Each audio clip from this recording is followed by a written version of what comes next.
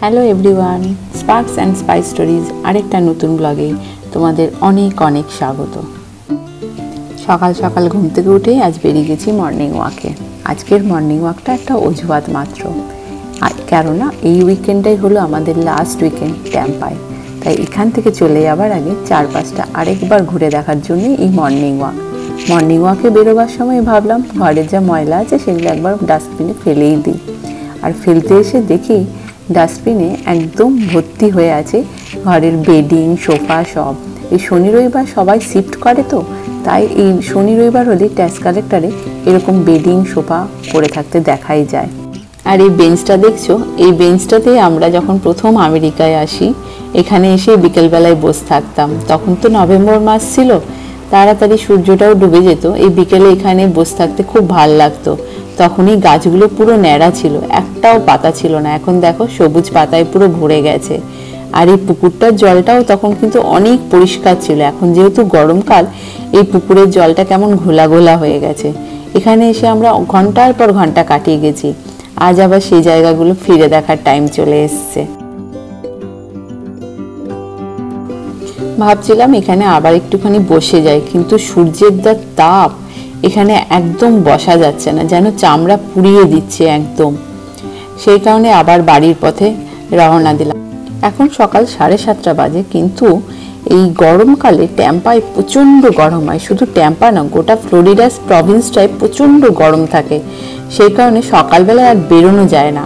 তাও আজকে একটু ট্রাই করেছিলাম যদি একটু বেরিয়ে একটু রাস্তায় ঘুরে বেরিয়ে একটু চারদিকটা আরেকবার দেখে নেওয়ার, কিন্তু দেখলাম না, থাকা যাচ্ছে না, প্রচণ্ডই কষ্ট হচ্ছে, একদমই বাইরে থাকা যাচ্ছে না। তাই আবার চললাম নিজেদের বাড়ির উদ্দেশ্যে। কিছুদিন আগে পর্যন্ত এই গাছগুলো একদম ন্যাড়া ন্যাড়া ছিল। এই বসন্তের শেষ হলো, গাছে পাতা এলো, আর এখন দেখো গ্রীষ্মের প্রথমেই একদম ফুলে ভর্তি হয়ে এসছে গাছগুলো। খুব ভালো লাগছে দেখতে। আর আকাশটাও দেখো একদম পরিষ্কার। গরমটা যে এখানেও অস্বাভাবিক পড়েছে তা রাস্তা দেখলেই বোঝা যাচ্ছে। রাস্তায় একটাও গাড়ি চলছে না এবং কোনো মানুষজনকেও দেখা যাচ্ছে না। এমনিতেই এখানে মানুষজন খুব কমই হাঁটে, সবই গাড়ি নিয়েই সবাই যাতায়াত করে, কিন্তু গরমে সেই গাড়ির সংখ্যাটাও কমে গেছে। ট্যাম্পায় সব থেকে প্রবলেম যেটা হলো, এখানে পাবলিক ট্রান্সপোর্ট খুবই কম চলে এবং কিছু লিমিটেড রাস্তায় চলে। আর আমরা যে রাস্তায় হাঁটছি সেই রাস্তাটাতে তো পাবলিক ট্রান্সপোর্টের কোনো কমিউনিকেশনই নেই। এই তোমাদের সাথে কথা বলতে বলতে চলেই এসছি বাড়ির কাছেই একদম। চলো বাড়ি যাওয়া যাক, গিয়ে আবার ব্রেকফাস্টও খেতে হবে। ব্রেকফাস্ট না খেয়েই বেরিয়েছি। আজকের ব্রেকফাস্ট ছিল খুবই সিম্পল, ছিল সসেজ, পাউরুটি আর ডিম পোচ।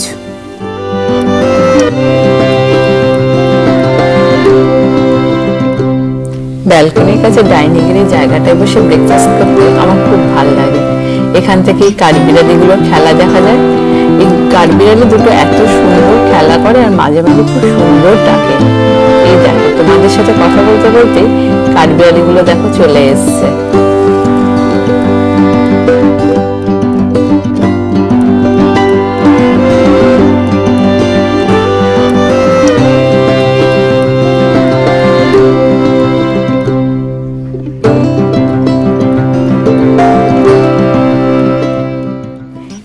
ফ্রেন্ডলি কাঠবিড়ালি আমি ইন্ডিয়াতেও দেখিনি। ইন্ডিয়াতে কাঠবিড়ালির দিকে তাকালে কাঠবিড়ালি তরতর করে লাফিয়ে গাছে চলে যায়।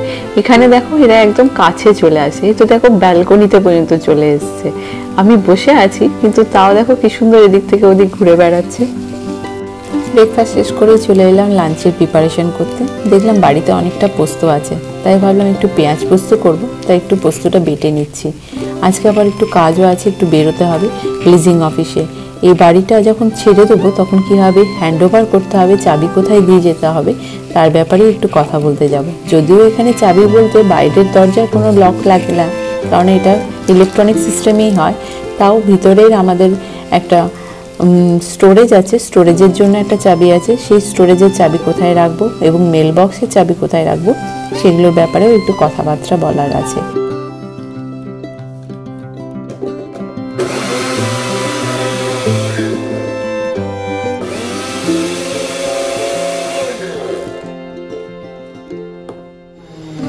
লাঞ্চের প্রিপারেশন একদিকে হচ্ছে, আরেকদিকে ঘর সাফাইও হচ্ছে, কারণ ছাড়বার সময় সমস্ত কিছু আমাদের পরিষ্কার করে যেতে হবে। সেই কারণে এদিকে আমার হাজব্যান্ড শুরু করে দিয়েছে ভ্যাকুয়াম করতে বেডরুমের কার্পেটটাকে। আমরা উইকডেজেই যেহেতু শিফট করব, সেই কারণে এই উইকেন্ডটাই ছিল আমাদের লাস্ট উইকেন্ড। আমরা তাই উইকেন্ডেই সমস্ত কাজ কমপ্লিট করে রেখে দিলাম, কারণ উইকডেজে ওর অফিস থাকবে, তখন আর এসব করা যাবে না। এখন ওয়ার্ক ফ্রম হোম তো ভ্যাকুয়ামের আওয়াজে ও খুব অসুবিধা হবে, সেই কারণে এই শনি রবিবার ধরেই সমস্ত ক্লিনিং করে নিলাম। লাঞ্চ বানিয়ে আর এদিকে কার্পেট ক্লিনিং করে আমরা বেরিয়ে গেছি লিজিং অফিসের দিকে। দেখো রোদের কি তেজ, আর এই দিকটা হলো আমাদের ব্যাক সাইড। আমরা এদিকে রাস্তাটা খুবই কম ইউজ করি, কিন্তু এদিকে দেখো এই ফুল গাছগুলো আগে কত ফুল ধরেছিল, করবি ফুল, সব এখন শুকিয়ে গেছে এই গরমে। চলো যাওয়া যাক লিজ অফিসে।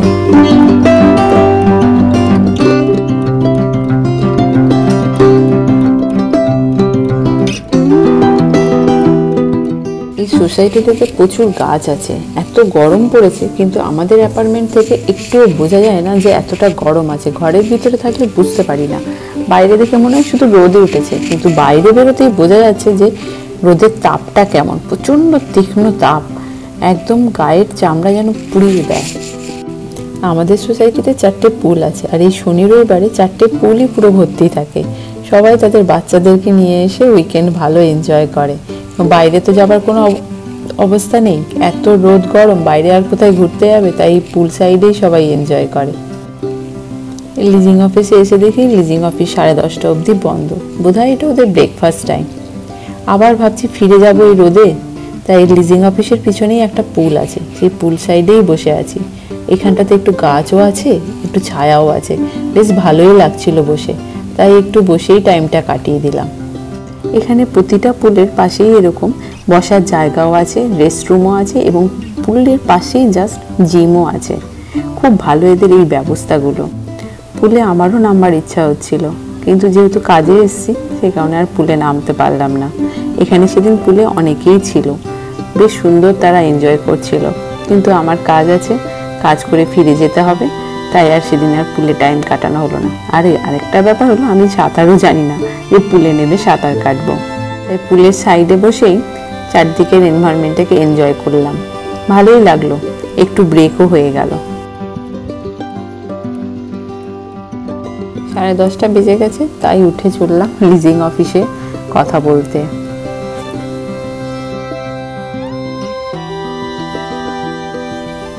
এখানে সমস্ত গেটই হচ্ছে তোমার নাম্বারিং সিস্টেম। এই দেখো এখানে যে গেটটা দিয়ে বেরোবো, এখানেও লকিং সিস্টেমটা হচ্ছে নাম্বারিং সিস্টেমে, কোনো লক অ্যান্ড কি থাকে না। তোমার কাছে নাম্বারিং কি থাকবে, তুমি নাম্বার প্রেস করবে, তাহলেই তুমি এই দরজাটা খুলতে পারবে।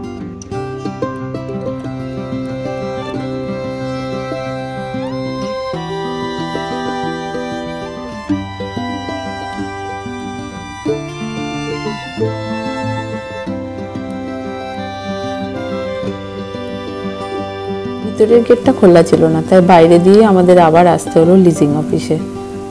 ভিতর দিয়ে যে একদম পুল দিয়ে ঢুকে যাব সেই অপশনটাই বন্ধ করে রেখেছে ওরা। এই চলে এসেছি বাইরে দিয়ে, বেশিক্ষণে নয়, একটু জাস্ট বাউন্ডারিটা ক্রস করেই আসতে হয়। এই যে গেটের সামনে দেখো লেখা আছে উই আর ওপেন, তার মানে এখন খুলে গেছে। যাই কথা বলে নি। কথা বলা হয়ে গেছে লিজিং অফিসে, আমরা আবার ফিরে চলে এলাম। আজকে আর ব্লগটা বেশি বড় করব না, তার কারণ ঘরে গিয়ে এখনো প্যাকিংয়ের অনেক জিনিস বাকি আছে। আজকের ব্লগটা তাহলে এখানেই শেষ করি, আবার দেখা হবে আরেকটা নতুন ব্লগে। ততক্ষণের জন্য বাই। আজকের ব্লগে যদি কিছু তোমাদের ভালো লাগে থাকে, প্লিজ লাইক, শেয়ার আর কমেন্ট করে দিও। আর যদি সাবস্ক্রাইব না করে থাকো, তাহলে প্লিজ আমার চ্যানেলটাকে সাবস্ক্রাইব করে নিও।